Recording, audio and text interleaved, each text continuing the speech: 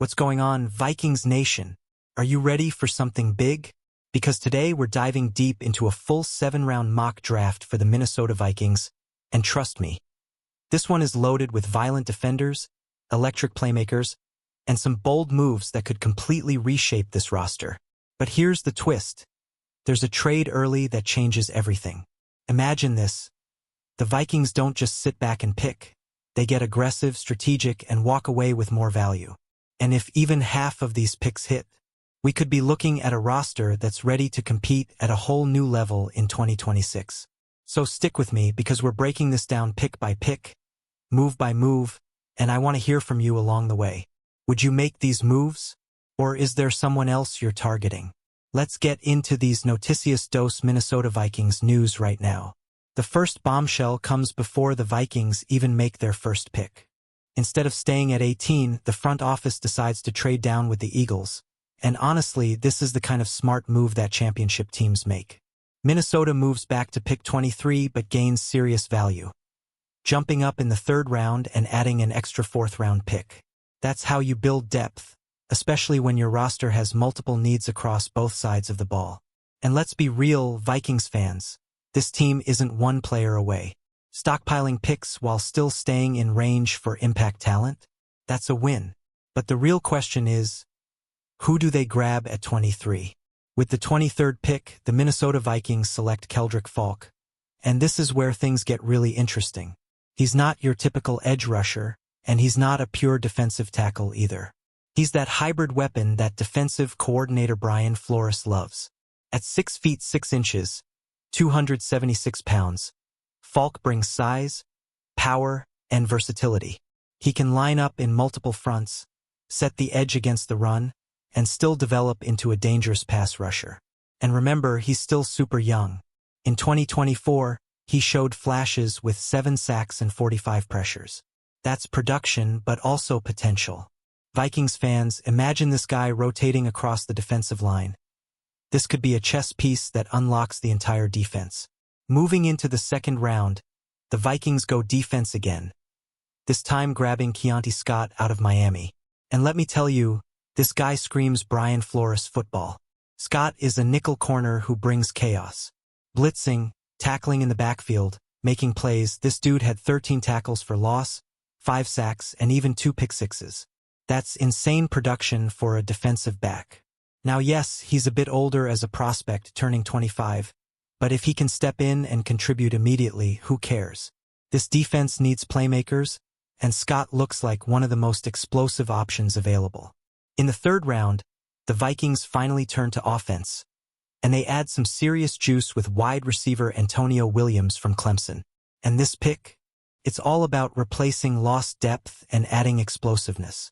Williams put up 900 yards and 11 touchdowns last season, showing he can be a reliable target. But what really stands out is what he does after the catch. This guy is slippery, quick, and dangerous in space. Pair him with the current receiving group, and suddenly the Vikings have another weapon who can stretch defenses. Vikings fans, do you think he could win that WR3 job right away? Still in the 3rd round, Minnesota locks in a key need at center with Jake Slaughter. And let's be honest, this is a position that can't be ignored. With uncertainty at the position, drafting a solid, experienced center like Slaughter makes a ton of sense. He's consistent in both run blocking and pass protection, which is exactly what this offensive line needs. He may not be flashy, but he's dependable, and sometimes that's what wins games in the trenches. Could he compete for a starting job immediately? Don't be surprised if he does. In the 4th round, the Vikings grab running back Emmett Johnson, and this might be one of the biggest steals in the entire draft. Johnson averaged nearly 6 yards per carry and adds value as a receiver out of the backfield. He's not a pure burner, but his vision and elusiveness make him incredibly effective. And here's the storyline. He's a Minnesota native. That doesn't win games, but it adds a little extra motivation. Vikings fans, would you love to see a hometown talent shine in purple? Back to defense in the 5th round, and the Vikings pick up linebacker Caleb Alarmzor. This is a classic value pick, high production, high effort, and a nose for the football. He racked up 130 tackles, 11 tackles for loss, and showed strong run defense skills. That's the kind of physical presence you want on early downs. Even if linebacker isn't a top need, depth matters.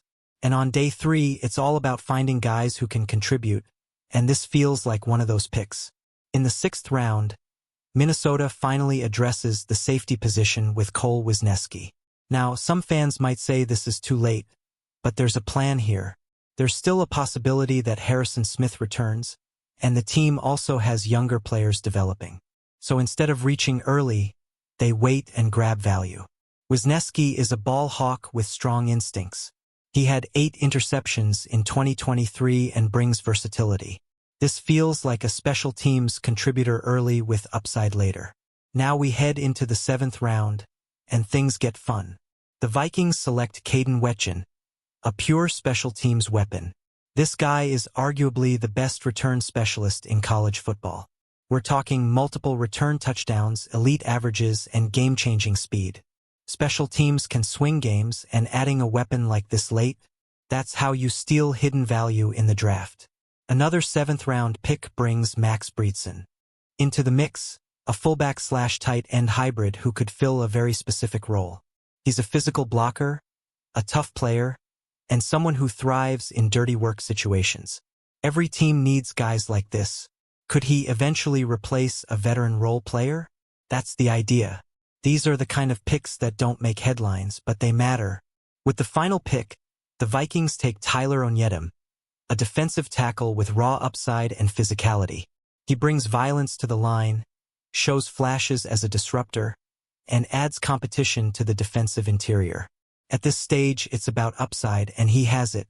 If he develops properly, this could turn into a sneaky good pick. And if not, that's the gamble of late rounds. So when you step back and look at this entire draft, what do you see? You see a team that got deeper, more versatile, and more explosive. From defensive playmakers to offensive weapons, this mock draft hits multiple needs while also adding long-term upside. And don't forget, that trade at the top made it all possible. More picks, more chances, more talent. But now I want to hear from you, Vikings Nation. Would you make that trade? Which pick is your favorite? And who did we miss in this mock draft? Drop your thoughts in the comments. Let's debate this like real fans and keep the conversation going strong. And if you love staying updated with Noticias dos Minnesota Vikings news, don't forget to smash that like button, subscribe to the channel, and share this video with every Vikings fan you know. Because this off-season is just getting started, and the Minnesota Vikings might be building something special right in front of us. SKOL.